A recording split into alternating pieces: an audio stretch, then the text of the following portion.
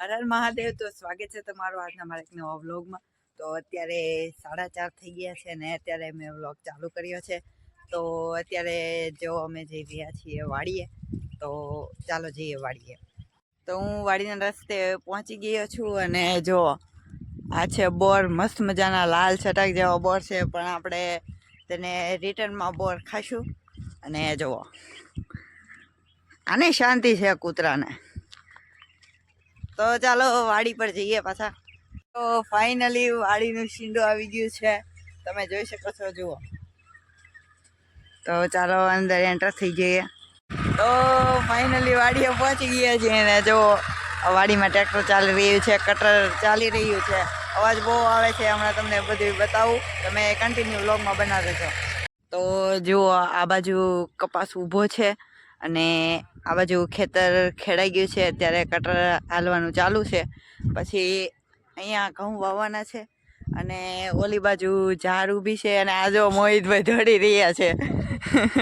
તો જુઓ ભાઈ, આ કટર છે. આ કટરથી ઢેફા ભાંગવાનું કામ કરાય છે, તમને બધાને ખબર જ હશે.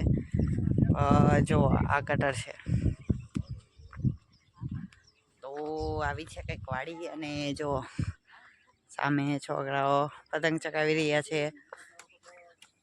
અમે પવન ચક્કી ફરી રહી છે. જુઓ, અને આ છે આપણી વાડી. તો હજી હું વાડીમાં આટા મારી રહ્યો છું અને કપાસની બાજુ જઈ રહ્યો છું. તમને કપાસ બતાવવાનો છે હજી. તો આમ જો હજી એટલા બધા ઢેફા છે, આમાં પગ ખૂદતા ખૂદતા હાલે છે. અને જો હું ફાઇનલી કપાસની અંદર આવી ગયો છું. જુઓ આ છે કપાસ. જુઓ, પણ આ હજી થોડાક ઝીંડવા હજી તળ્યા નથી કપાસના. જુઓ, એટલે આ હજી તળશે ને આમાંથી હજી કપાસ આવશે. તો એટલે કપાસ કાઢ્યો નથી. અને આ છે ખેતર, ટ્રેક્ટર હાલે છે. એ બાજુ આપણે કરવાના છે ઘઉં. અને અહીંયા મોહિતભાઈ જો કપાસની વચ્ચે બેસી ગયા છે. ને જો આપણે કપાસની અંદર આટા મારી રહ્યા છીએ. તો કપાસને હજી એટલું બધું પાણી નથી પાયું, તો પણ હજી એટલો બધો તળી રહ્યો છે. જુઓ, અને આ પાછળ ફરે છે પવન ચક્કી છે. તો ચાલો આપણે હું જે આટા મારી રહ્યો છું અને આગળ હું તમને હજી બોર બતાવીશ ને બધું બતાવીશ. કન્ટિન્યુ વ્લોગમાં રહેજો. તો જો આ છેલ્લી વાર ટ્રેક્ટર ચાલી રહ્યું છે એટલે આપણે ખેડવાનું કામ પૂરું થઈ જાય છે. જુઓ ટ્રેક્ટર ચાલી રહ્યું છે અને જુઓ આખું ખેતર મસ્ત મજાનું કરી નાખ્યું છે. જુઓ,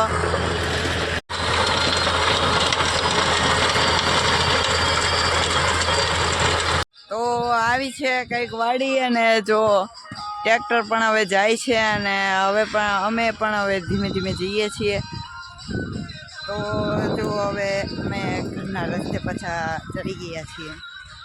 તો હું વાડીની બહાર આવી ગયો છું. જો અમે પેલી બાજુ દેખાય તે આપણી વાડી છે. અને જો હું અહીં બેઠો છું, અહીંયા મોટા મોટા મસ્ત મજાના પથ્થર છે.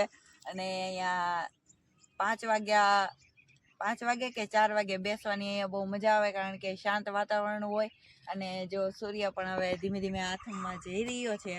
તો આપણે ઘડીક અહીંયા બેસીએ, પછી નીકળીએ અને બોર ખાતા ખાતા વીંટા ઘરે જઈએ.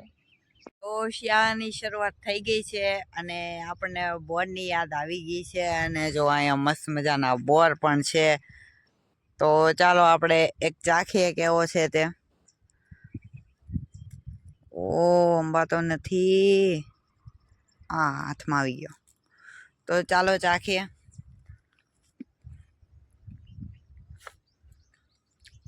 બહુ મસ્ત બોર છે. ગળો ખાટો મીઠો, અલગ અલગ સ્વાદ આવે છે બોરના. ઘડીક મોળો લાગે, ઘડીક ખાટો લાગે.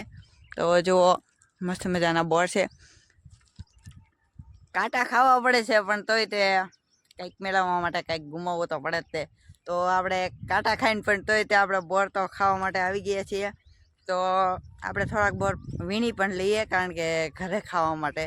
તો ચાલો આપણે બીજી બોરીએ પણ જઈએ, બોર હોય તો. એને કર્યા બોર જ છે.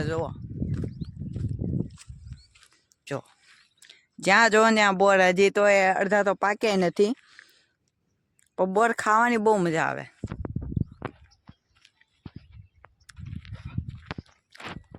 તો દી પણ થોડો આઠમમાં આવી રહ્યો છે. તો ચાલો આપણે ઘર તરફ જઈએ. તો અહીંથી વાડીનો વ્યૂ મસ્ત આવે છે. હું તમને પેલા વ્યૂ દેખાડી દઉં.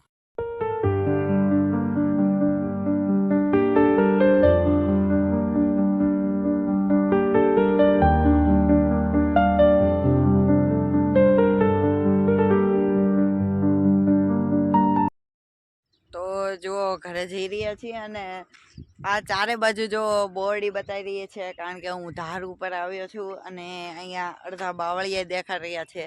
આ હું ઊભો એ ધારને નાગધાર એવું નામ આપ્યું છે અને નાગધાર કહેવાય છે. એની હું ઉપર ચડ્યો છું અને તમને વ્યૂ બતાડ્યો છે. તો કાંઈ નહીં, ચલો હવે મારા બા ઉતાવળ કરવા મળ્યા છે કે ચાલો ઘરે જઈએ, દી આથમી જાહે. તો કાંઈ નહીં, ચાલો ઘરે જઈએ. તો જો આ રસ્તામાં ચાલતા ચાલતા કંઈક નાના નાના છોડ આવે છે. જુઓ, આ શેના છોડ છે મને ખબર નથી. તમને ખબર હોય તો કોમેન્ટ કરી દેજો. તો ચાલો આપણે પાછા રસ્તા પર જઈએ. તો ફાઇનલી ગાઈસ હું ઘરે પહોંચી ગયો છું. તમને મારો વ્લોગ ગમ્યો હોય તો તેને લાઈક કરી દેજો, શેર કરી દેજો અને સબસ્ક્રાઈબ કરવાનું ભૂલતા નહીં. મળીએ નવા વિડીયો સાથે. ત્યાં સુધી બધાને જય માતાજી. તો ગાઈસ આ છે છેલ્લી બોરડી અને આ છે બોર. આ તો કાચો લાગે, તો પાકો પાકો બોર ખવાઈ ગયો છે. તો ચાલો ગાઈસ ઘરે જઈએ.